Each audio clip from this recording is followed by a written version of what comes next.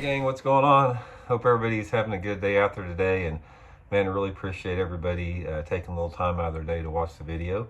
And yesterday, if you guys saw the video I did, I've been doing the 5 worst lures you can use every month. So I did the 5 worst November lures yesterday, and I had a ton of people in their comment. We want to know what the best lures are, which most YouTubers do. So I'm gonna respond to that a little bit. I'm gonna give you guys the 3 top lures in November that nobody fishes. These are ones that personally I've caught a lot of fish on in November. You probably are not going to see another YouTuber talk about any of these 3 that I'm going to show you, and I think it's going to add up to some more good fish for you guys this fall.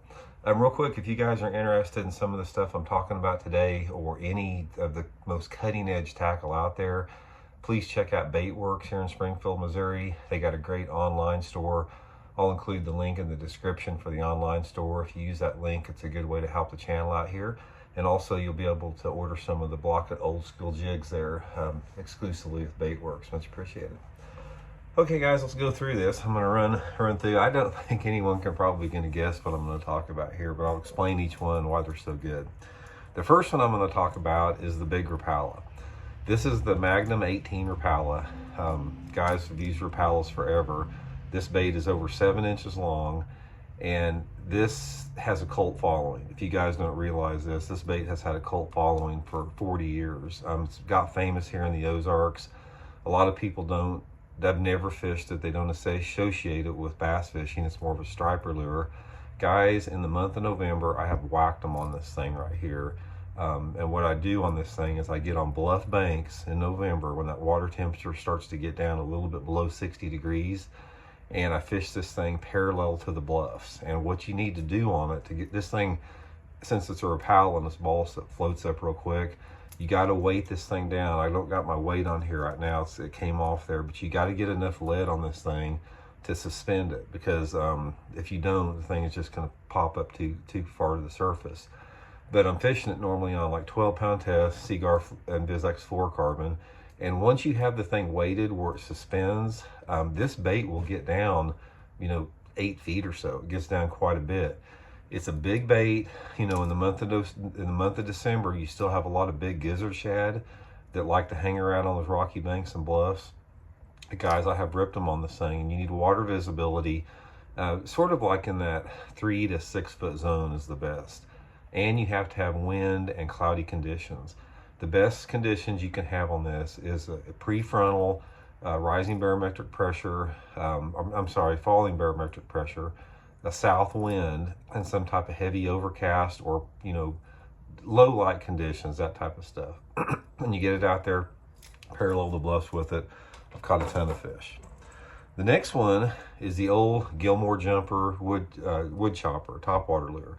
This bait looks like something you'd fish 80 years ago.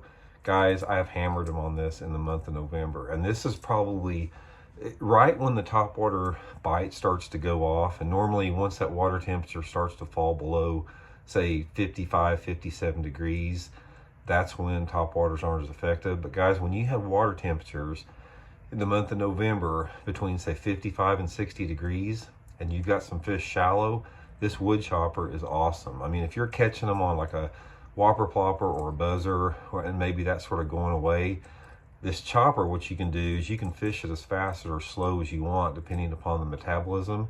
So I like to get basically on those just rocky banks back in the coves, same type of areas I fish any other topwater, throw this thing right to the bank and just slush it through the water and let it stop for maybe a second or two, then slush it again. This is one of the baits Tommy Biffles has won tons of money in the fall on the old Gilmore jumper, which is basically the same thing. The wood chopper's a little noisier, but if you got water visibilities, say from 2 foot to 4 foot, and you got water temperatures 55 to 60 in the fall time and some cloudy conditions, just get you a black wood chopper and see what happens there. The last one is the old Jig and Pig, but there's something special about this. It's the color combination. This is the Blocket old school jig in the brown and orange. This is the Papa E's pork frog on here. And guys, there's something about this combination. I figured this combination out in 1990. I had just got done winning the Bassmaster Bugs Island tournament. I went to the very next tournament. It was the Bassmaster Top 100 at Lake Martin. I led the Lake Martin tournament for 2 days on this exact combination. That was a November tournament. Brown with orange skirt, living rubber with a blue pork frog on it. There's something about this combination in the fall time of the year when that water temperature starts to fall, that this brown and orange with the blue pork frog on it, not the blue plastic trailer or anything, but the blue pork combined with the brown and orange, it will get you bit. And it works in a wide range of water clarities. You can catch them in dirty water with it. You can catch them in clean water with it.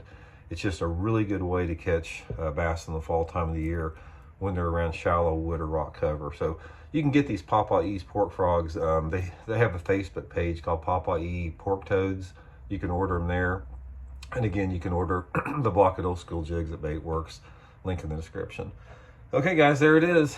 The three best November lures nobody's fishing. The big Rapala, the wood chopper, block at Old School Jig with pork frog on it.